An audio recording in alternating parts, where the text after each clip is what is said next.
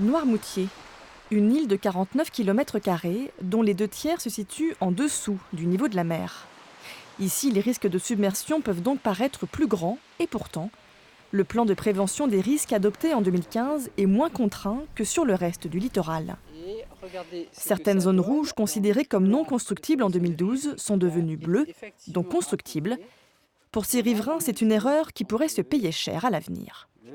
Alors, ce qui s'est passé entre 2012 et 2015, c'est qu'il y a eu une grande résistance de la population, une grande difficulté à accepter le principe même du plan de prévention de risque, dans la mesure où ça entraînait évidemment plus qu'une gêne dans certains cas, et bien sûr ça pouvait faire diminuer la valeur des biens.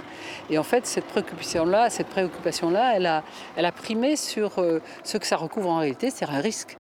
Le risque, c'est que les digues construites tout autour du littoral de l'île cèdent en cas de grosse tempête et inondent les constructions anciennes et nouvelles. Les travaux de restauration de ces digues sont réguliers, mais un peu vains, selon le président de Vendée Nature Environnement. Il faut vraiment se poser des questions sur les types d'aménagements et surtout, je répète, sur le caractère un peu illusoire qui peut être un peu communiqué auprès de la population en disant on fait des travaux, ça représente des millions d'euros et vous êtes protégés. Oui, dans certaines limites. Voilà. À Noirmoutier, on continue de construire. Les propriétaires peuvent diviser leurs parcelles et bâtir sur des surfaces anciennement non constructibles. Et le plan local d'urbanisme favorise la construction de logements principaux accessibles aux travailleurs locaux. Là, on est sur un projet de lotissement réalisé par la commune de Noirmoutier-en-l'Île pour répondre aux besoins de logements en résidence principale. 64 logements vont être réalisés d'ici 3 ans à peu près.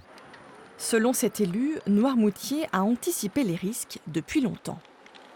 D'une part, on est propriétaire de l'ensemble de nos ouvrages de défense contre la mer, principalement les digues, ce qui n'est pas le cas partout. On a investi à peu près 60 millions d'euros entre 1978 et 2015 à peu près.